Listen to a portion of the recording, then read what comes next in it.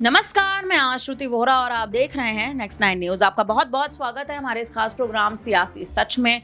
बात करेंगे बृजभूषण शरण सिंह को लेकर। लोकसभा चुनाव में भारतीय जनता पार्टी ने बृजभूषण शरण सिंह का केसरगंज की सीट से टिकट काट दिया था। टिकट काटने का कारण यह बताया जा रहा था क्योंकि बृजभूषण शरण सिंह महिला पहलवानों के मामले में यौन शोषण के आरोप में फंसे हुए थे। महिला पहलवानों ने जंतर मंतर पर जिस हिसाब का प्रदर्शन करा था, जिस तरह से विकराल प्रदर्शन करा था, उसके बाद बृजभूषण शरण सिंह पर मानो गाज गिर चुकी थी। बृजभूषण शरण सिंह लगातार दिल्ली हाईकोर्ट के चक्कर काटते नजर आ रहे थे और ये बड़ा कारण बना था भारतीय जनता पार्टी के लिए, कहीं ना कहीं बीजेपी आला कमान के लिए, कि बृजभूषण का टिकट काट दिया जाए। केसरगंज से उनका टिकट काटा गया, लेकिन बीजेपी की रणनीति देखिए। बृजभूषण का टिकट काटा, लेकिन उनके बेटे करण भूषण सिंह को टिकट सौंप दिया गया।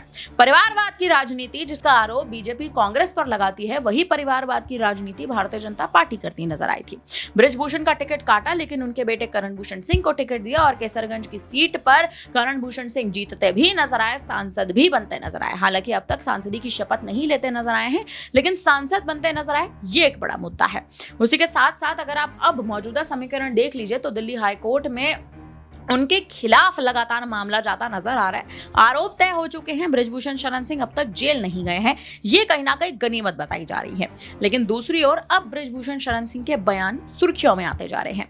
विनेश फोगाट और बजरंग पुनिया पहलवानों की दुनिया के दो मुख्य चेहरे, और पेरिस ओलंपिक्स हारने के बाद विनेश फोगाट जब से भारत लौटी हैं, उसके बाद से ही सक्रिय हो चुकी हैं, राजनीतिक नजरिए से भी, रणनीतिक नजरिए से भी। राजनीतिक नजरिए से ऐसे क्योंकि कांग्रेस कहीं ना कहीं विनेश फोगाट का स्वागत करने पहुंची। विनेश फोगाट रोती बिलखती पेरिस ओलंपिक्स हारने के बाद भारत पहुंची, हरियाणा पहुंची, अपने घर पहुंची, तो कहीं ना कहीं भूपेंद्र हुड्डा उनका स्वागत करने पहुंचे, राहुल गांधी, प्रियंका गांधी उनसे मुलाकात करने पहुंचे, और लगातार भारतीय जनता पार्टी भी उनके पक्ष में भले ही बयान देती नजर आ रही हो, लेकिन कांग्रेस के साथ जाने के कयास एक लंबे समय से लगाए जा रहे थे।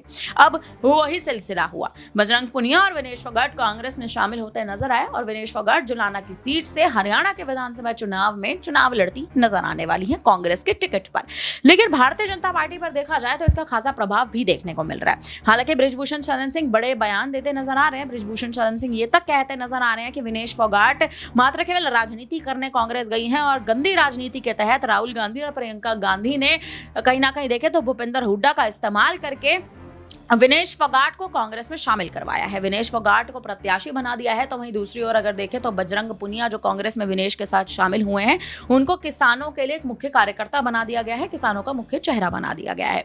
देखा जाए तो बृजभूषण शरण सिंह का यूं बड़े बयान देना, बृजभूषण शरण सिंह का साफ तौर पर मीडिया से बातचीत करते हुए ये कहना कि विनेश फोगाट पर जिस हिसाब से उन्होंने हाल ही में मुझ पर आरोप लगाए थे, यही आरोप राहुल गांधी पर भी लगाती नजर आएंगी, तो राहुल गांधी को बचकर रह लेना चाहिए, क्योंकि राहुल गांधी अगर विनेश फोगाट के शिकंजे में फंसते नजर आए तो कांग्रेस डूबेगी, लेकिन विनेश फोगाट कांग्रेस को साथ लेकर डूबेंगे। अब क्या कुछ बृजभूषण शरण सिंह अपने इस बयान में कहते नजर आए, आप पहले वो सुन लीजिए, उसके बाद चर्चा जारी रहेगी। सुनिए बयान। उन्होंने कहा कि जो हमारे मेडल ना आने पर खुश हो रहे हैं, वो खुद को देशभक्त बता रहे हैं। ये बताइएगा। देखिए, विनेश फोगाट का मेडल नहीं आया, और विनेश फोगाट का मेडल इसलिए नहीं आया, मैं आपके माध्यम से बजरंग पूनिया से ही पूछना चाहता हूं, क्या कुश्ती में ये नियम है कि एक दिन में एक खिलाड़ी 2 बेट में ट्रायल दे सकता है? ये है? अगर ये नियम नहीं है तो विनेश फोगाट ने एक दिन में 2 बेट कैटेगरी में कैसे ट्रायल दिया? और क्या ये सत्य नहीं है कि हाफ टाइम तक 5-0 या 6-1 या 5-1 का स्कोर था? क्या ये सत्य नहीं है कि वजन के बाद 5 घंटे तक कुश्ती नहीं होने दिया? विनेश फोगाट ने सारे सिस्टम को हाईजैक कर लिया, सारे सिस्टम को हाईजैक कर लिया। ये गलत है? क्या यह सत्य नहीं है कि 53 किलो वेट कैटेगरी में 10-0 से वो कुश्ती हार गई? क्या यह सत्य नहीं है कि कहा गया कि जब तक फेडरेशन के लोग बाहर नहीं जाएंगे ट्रायल नहीं शुरू होगा, और फेडरेशन के लोगों को बाहर जाना पड़ा? और केवल रेलवे के अधिकारियों ने बैठ करके ट्रायल कराया। और वो लड़की शिवानी पवार कुश्ती जीत रही थी, 5-0 या 6-1 का स्कोर था, कुश्ती जीत रही थी, उसको जबरदस्ती नहीं हराया गया। तो जैसा करेगा उसका फल भोगेगा। वो गलत वजन दिखा करके यहाँ कुश्ती लड़ी थी, गलत नियम तोड़ करके कुश्ती लड़ी थी। भगवान है, देर है अंधेर नहीं है। सांसद जी बजरंग पुनिया ने क्या अपराध किया है, वो आपकी सोच को दर्शाता है। वो ब्रिजभूषण कर रही हैं अभी जो है। और बजरंग पूनिया की क्या हैसियत है कि मुझसे बात करेंगे? जो आदमी अपने पत्नी का इस्तेमाल कर दिया केवल कुश्ती संघ के पद के लिए और राजनीति के लिए, कांग्रेस के लिए अपने पत्नी का इस्तेमाल कर दिया, अब आज उसी पत्नी को लेकर के घूम रहा है, वो मुझसे क्या बात करेगा? कहना है कि मेडल न आने पर देखिए, जो हो गया हो गया। मुझे कोई दुख नहीं है। विनेश फोगाट नियम तोड़ करके ट्रायल उन्होंने दिया था। नियम यह है कि एक दिन में कोई भी खिलाड़ी 2 वेट कैटेगरी में ट्रायल नहीं दे सकता। उन्होंने जूनियर पहलवानों का हक मारा था, गलत ट्रायल लेकर के यहाँ से गई थी, उन्होंने पूरे सिस्टम को हाईजैक कर लिया था और जो वजन छिपा करके यहाँ से गई थी वही वजन वहाँ उनका काल बन गया। और जहाँ तक मेडल की बात है, अगर ये लोग आंदोलन न किए होते तो कम से कम 5 मेडल कुश्ती से आता।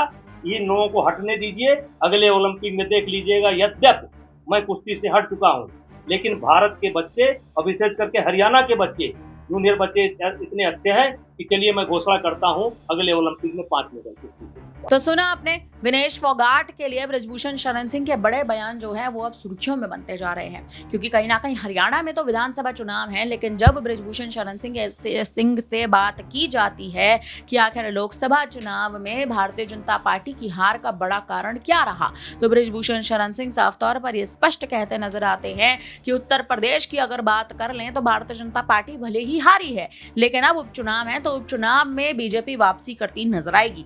और ये वही ब्रिजभूषण शरण सिंह है जिनका टिकट तो बीजेपी ने काटा था, लेकिन उसी के साथ साथ जब ब्रिजभूषण शरण सिंह से पूछा जाता है कि क्या भारतीय जनता पार्टी आपको दोबारा चुनाव लड़ने का मौका देगी, तो साफ तौर पर इनकार करते नजर आते हैं। ये कहते नजर आते हैं कि भारतीय जनता पार्टी अपराधियों को शरण नहीं देती। तो सवाल यह है कि अगर अपराधियों को शरण भारतीय जनता पार्टी नहीं देती तो ब्रिजभूषण शरण सिंह आखिर इतने ज्यादा संवेदनशील मामलों में, या फिर यूं कहें कि इतने सशक्त बयान आखिर क्यों देते नजर आ रहे हैं? ब्रिजभूषण शरण सिंह आखिर ये सवाल क्यों उठाते नजर आ रहे हैं कि विनेश फोगाट अगर कांग्रेस में गई हैं तो मात्र केवल राजनीति करने गई हैं, और राजनीति पर सवाल आखिर आप क्यों उठा रहे हैं? दूसरी ओर देख लिया जाए तो ब्रिजभूषण शरण सिंह के तमाम बड़े बयान, ब्रिजभूषण शरण सिंह हाल ही में जो विवादों में रहे हैं और यौन शोषण के मामले में जो कहीं ना कहीं उन पर आरोप दिल्ली हाईकोर्ट तय करता नजर आया है, देखना कहीं ना कहीं ये दिलचस्प होने वाला है कि ब्रिजभूषण शरण सिंह पर जो ये गाज गिरी है, आखिर आने वाले समय में ब्रिजभूषण शरण सिंह क्या रणनीति बनाते हैं और किस रणनीति के तहत आखिर आगे बढ़ते नजर आते हैं। क्योंकि कयासों का दौर हाल ही में यह भी कहता नजर आता था कि समाजवादी पार्टी अखिलेश यादव जो है वो ब्रिजभूषण शरण सिंह को टिकट सौंप सकते हैं, क्योंकि कहीं ना कहीं अखिलेश यादव के घनिष्ठ मित्र कहलाते हैं ब्रिजभूषण शरण सिंह। लेकिन ब्रिजभूषण शरण सिंह क्या समाजवादी पार्टी में आप जाएंगे? ये विनेश फोगाट के कांग्रेस में शामिल होने के बाद अगर ब्रिजभूषण शरण सिंह अब भी इस ही सिलसिले में और इसी राजनीति के साथ चलते रहते हैं तो कहीं ना कहीं उपचुनाव में भी ब्रिजभूषण को मौका शायद भारतीय जनता पार्टी नहीं देगी। फिलहाल अब इस पर आपको क्या लगता है कि ब्रिजभूषण शरण सिंह आखिर क्या राजनीति करते नजर आएंगे? आप हमें कमेंट करके अपनी राय जरूर दीजिएगा। तमाम बड़ी खबरों के लिए आप बने रहिए हमारे साथ, देखते रहिए नेक्स्ट टाइम न्यूज।